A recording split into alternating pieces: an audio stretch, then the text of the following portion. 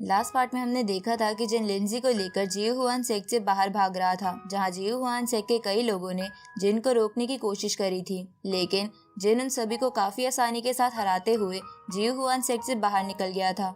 जिसके बाद जिन का सामना जी बाई से हुआ था, जहां शुरुआत में जी बाई जिन और लिंजी पर भारी पड़ रहा था, लेकिन जिन ने स्टीलिंग टेक्निक की मदद से अपनी स्ट्रेंथ सेमी सेंट के बराबर कर ली थी। जिसके बाद जिन भी जी बाई को बराबर की टक्कर देने लगा था, लेकिन जिन की बढ़ी हुई स्ट्रेंथ को देखकर जी बाई ने लिंजी पर हमला कर दिया था, जिससे जिन को भी बहुत गुस्सा आ गया था और उसने अपनी यिन यान ड्रैगन टेक्निक से जी बाई को बहुत इंजर्ड कर दिया था। जिसके बाद जिन जी बाई का मजाक उड़ाने लगा था। अब आगे तो इस पार्ट की स्टार्टिंग भी बिल्कुल उसी सीन से शुरू होती है, जहां जिन अपनी स्वॉर्ड को हाथ में पकड़कर जी बाई का मजाक उड़ा रहा था। तभी जी बाई को अपने आप पर रिग्रेट होने लगता है, क्योंकि उसने जिन को काफी हल्के में लिया था। वहीं लिंजी भी जिन की स्टीलिंग टेक्निक की पावर से काफी हैरान थी। उसी वक्त जिन जी बाई को मारने के लिए उसकी तरफ आगे बढ़ता है, लेकिन तभी उसके स्पिरिचुअल वर्ल्ड में कुछ चेन्स आकर उसके फाउंडेशन को पकड़कर उसकी पूरी एनर्जी एब्जॉर्ब कर लेती है। इस तरफ रियल वर्ल्ड में जिन की बॉडी से रेड एनर्जी बाहर निकलने लगती है, साथ ही उसकी बॉडी में बहुत तेज पेन होने लगता है और वो आसमान से जमीन में गिरने लगता है, जिसको देखकर लिंजी को कुछ भी समझ नहीं आता। तभी जिन किसी तरह खुद को संभालते हुए जमीन पर आ जाता है और वो अपने मन में सोचने लगता है कि स्टीलिंग टेक्निक का असर खत्म हो चुका है और उस टेक्निक ने उस पर वापस काउंटर अटैक कर दिया है, जिसकी वजह से वो वापस लॉ लेवल पर आ गया है। वहीं जी बाई भी जिन की हालत देखकर हंसते हुए उसका मजाक उड़ाने लगता है। जिसके बाद वो खड़ा होते हुए कहने लगता है कि आज गॉड भी यही चाहते हैं कि मैं तुम्हें मार दूं, इसलिए वो मेरी मदद कर रहे हैं।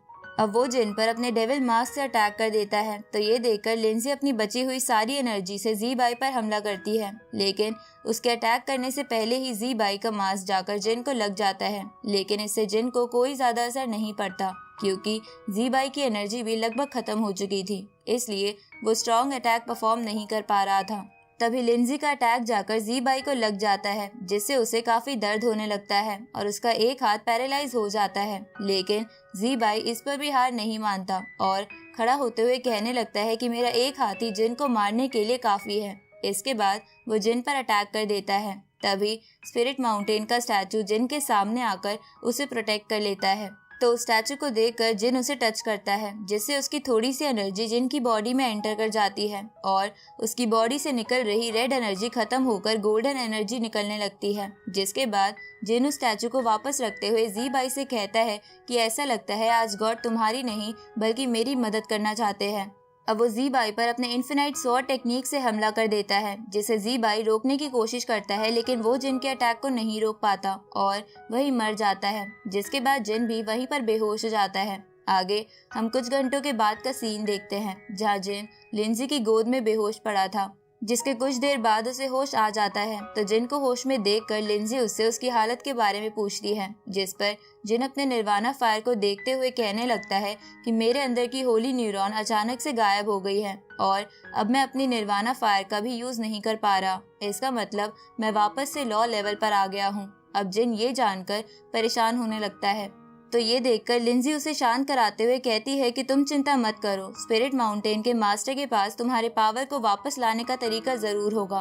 तभी जिन लिंजी के हाथों को देखकर उसे चेक करने लगता है, जहां उसे पता चलता है कि लिंजी भी थोड़ी इंजर्ड है, इसलिए वो कुछ स्पिरिट क्रिस्टल को बाहर निकाल लेता है। जिसके बाद जिन डॉक्टर सॉन्ग के फर्नेस को बाहर निकालकर वहां बैठ जाता है और लिंजी के लिए मेडिसिन बनाने लगता है। उसी वक्त लिंजी जिन से माफी मांगते हुए कहती है कि मुझे माफ कर देना, क्योंकि तुम्हारी ये हालत मेरी वजह से हुई है। जिस पर जिन उससे कहता है कि इसमें तुम्हारी गलती नहीं थी, इसलिए तुम्हें माफी मांगने की जरूरत नहीं है। इसके बाद वो कुछ हर्ब निकालकर फिर रिफाइन करने लगता है। जिसके बाद वो उस स्टैचू को निकालकर लिंजी को देते हुए उस स्टैचू के ओरिजिन के बारे में पूछता है, जिस पर लिंजी उसे बताती है कि ये स्टैचू मेरे पूर्वजों का था और मैं ही हमारी फैमिली की आखिरी पर्सन हूँ जो इस स्टैचू की असली हकदार है, पर मुझे इसकी पावर पाने के लिए शादी करनी पड़ेगी। ये सुनकर जिन सोचता है कि ये पावर पाने के लिए कैसा अजीब सा रूल है। इधर लिंजी को लगता है कि जिन सोच रहा है कि वो किसी को पसंद करती है, इसलिए लिंजी जिन का डाउट क्लियर करने लगती है कि वो किसी को भी अभी तक पसंद नहीं करती।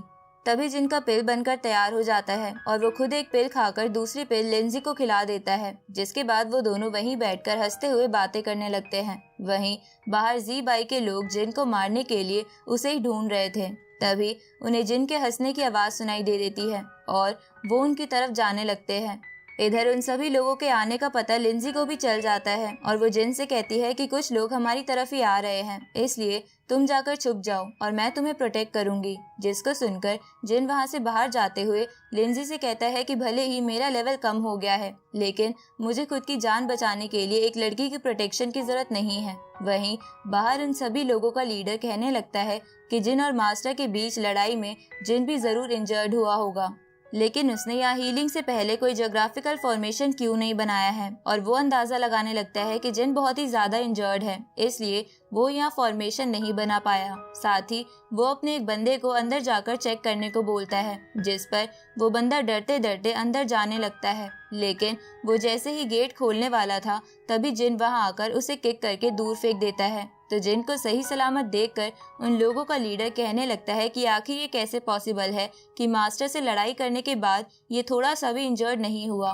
तभी जिन उन सभी को डराते हुए कहता है कि अभी कुछ देर पहले मैंने जी बाई को मारा था और अब तुम लोग भी यहाँ मरने के लिए आ गए। ऐसा लगता है कि तुम अपने मास्टर से बहुत प्यार करते थे, इसलिए तुम्हें उनसे मिलने की जल्दी है। और जिन के ऐसा कहते ही ये पार्ट यहीं पर खत्म होता है।